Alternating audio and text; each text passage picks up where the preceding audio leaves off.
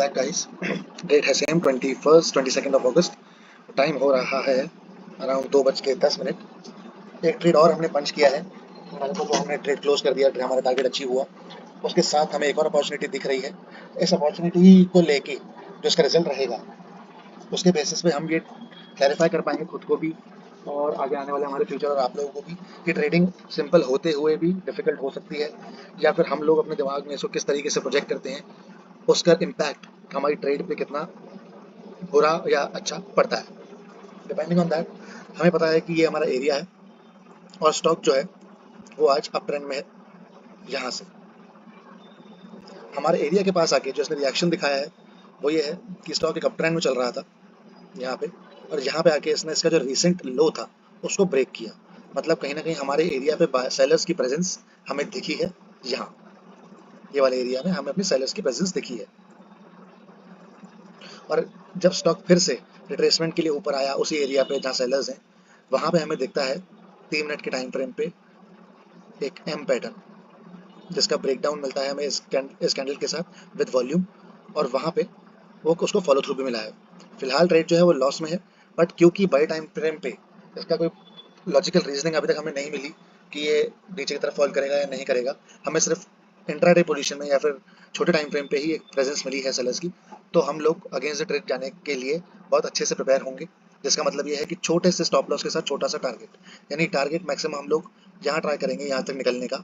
उसी लिए हम लोग अपना एसएल भी जो है ज़्यादा बफर के साथ नहीं, थोड़ा छोटा मोटा बफर के साथ यहीं लगाया ताकि हमारा आरआर रेशियो बैठ सके, और यही हमारा ट्रेड का आरआर रेशियो और टारगेट स्टॉप लॉस है जिसका रिजल्ट कभी भी जल्दी भी आ सकता है। ये एरिया कैसे मार्क हुआ वो तो हम बड़े टाइम फ्रेम पे देखेंगे, पर ये लॉजिक कि यहाँ पे सेलर्स प्रेजेंस है हमें इसको क्रॉस करने के बाद पता लगा, और ये एम पैटर्न है, इसका एसएल और टारगेट किस तरीके से बैठा, वो सब एक simple mind game, simple presence of mind को देखते हुए कैसे ट्रेड एग्जीक्यूट होता है, किस तरीके से ट्रेड रिएक्ट करता है, वो आज हमें पता लगेगा। फिलहाल ट्रेड लॉस में है, लेट्स सी रिएक्ट कैसे करता है। एसएल और टारगेट हमारा इंटैक्ट है, वेट करते हैं ट्रेड के रिजल्ट का। Welcome back guys. मार्केट हो गया है क्लोज और ट्रेड का रिजल्ट हमारे सामने है। बिल्कुल एग्जैक्टली वही जो हमने प्रेडिक्ट किया था, वैसा का वैसा ट्रेड गया, वैसा का वैसा रिजल्ट आया। और वही एक सीखने की बात, समझने की बात, जो हमारे माइंडसेट में प्रॉब्लम आती है, नए बिजनेस के माइंडसेट में प्रॉब्लम आती है, और हो सकता है जो प्रोफेशनल या आप अच्छे लेवल पे खेल रहे हैं, स्टॉक मार्केट में काम कर रहे हैं, उनके माइंडसेट में भी कभी ना कभी ये दिक्कत आती हो, जो कि सॉल्व करनी ज़रूरी है। वो ये कि it is trading is a very simple business to make the difficult money. ये बहुत कॉम्प्लेक्स बात है, कहने को समझाना हमारे लिए भी डिफिकल्ट है, समझना भी डिफिकल्ट है। कहने का मतलब ये है कि कितना सिंपल चीज़, कितना तरीके से अगर मार्केट हमें दिखाता है और हम फॉलो करते हैं पेशेंस के साथ, तो कितना ईजी है इसमें ट्रेड करना। पर उस पेशेंस को, उस समझदारी को रखना, वो कितना डिफिकल्ट है ताकि उसमें पैसा बन सके। जैसे कि हमने देखा था कि बड़े टाइम फ्रेम से चालू करते हैं हम, तो देखा कि हमने एक एरिया मार्क कर रखा है जो हमारा सेलिंग जोन है। सेलिंग जोन कैसे बना वो हम पीछे जाके देखते हैं कि स्टॉक ने यहाँ पे क्लोजिंग दे के गैप डाउन ओपन की और उसके बाद नीचे ही ट्रैवल कर रहा था, और आज एक ब्रेकआउट देने के बाद इस गैप फिलिंग जोन में आया। तो ये गैप फिलिंग जोन कहीं ना कहीं एक सेलिंग अपॉर्चुनिटी दे सकता है हमें एक बार को, तो उसी का हम वेट कर रहे थे।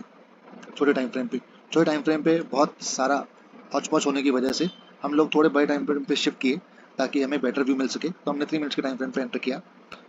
और पहला साइन हमें मिला जब स्टॉक ने यहाँ से फॉल किया। अभी फॉल नॉर्मल फॉल या अच्छी खासी ग्रीन कैंडल्स के साथ भी फॉल नहीं था, बस एक नॉर्मल फॉल था। बट यहाँ पे प्रूव हुआ कि सेलर्स हैं, क्योंकि जब मार्केट यहाँ ओपन हुआ और स्विंग्स बनाता हुआ ऊपर जा रहा था, तो इस फॉल ने अप ट्रेंड का ये वाला स्विंग तोड़ दिया। अगर बायर्स अभी भी एक्टिव होते अच्छे तरीके से तो वो इस स्विंग को कंटिन्यू करते और यहीं से ऊपर ले जाते, ये स्विंग नहीं टूटता। पर यहाँ पे ये स्विंग टूटा, मतलब कहीं ना कहीं यहाँ पे सेलर्स जो है वो मौजूद हैं। तो हम लोग इस एरिया में अपनी सेल एंट्री अगर पंच करने को मिलती है, मार्केट अपॉर्चुनिटी देता है, तो हम उसको पंच कर सकते हैं। तो वो अपॉर्चुनिटी हमें मिलती है थोड़ा आगे जाके, जहाँ पे जब स्टॉक नीचे से ऊपर रिट्रेसमेंट की तरफ बढ़ता है, तो यहाँ पे एक एम पैटर्न बनाता है। एम पैटर्न बनाया जिसका ब्रेकडाउन हमें मिलता है यहाँ इस कैंडल पे, ये विद वॉल्यूम और क्रॉस भी हुआ है वो। अब क्योंकि हमें पता है कि बड़े टाइम फ्रेम पे हमारी टेक्निकल एनालिसिस में हमें अपने रेजिस्टेंस के पास कोई पैटर्न, कोई स्ट्रॉन्ग साइन नहीं मिला है कि सेलर्स जो है 2-3 दिन से इस रेजिस्टेंस को फॉलो अप दे रहे हैं। बस हमें अभी आज ही पता लगा है, it is a very minimal proof कि आज की इंट्राडे पोजीशंस में सिर्फ आज की डेट में सेलर्स यहाँ पे आके स्ट्रांग हुए हैं और स्टॉक जो है बड़े टाइम फ्रेम पे अप ट्रेंड में है। तो without any support of up trend का प्रूफ हम लोग छोटे टाइम फ्रेम पे अपनी ट्रेड लेते हैं, जिसमें हम एंट्री पंच करते हैं इस कैंडल के नीचे।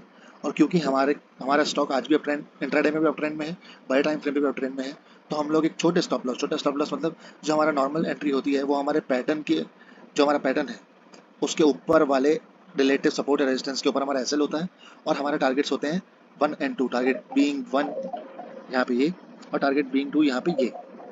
तो ये हमारे नॉर्मल स्टॉप लॉसेस होते हैं।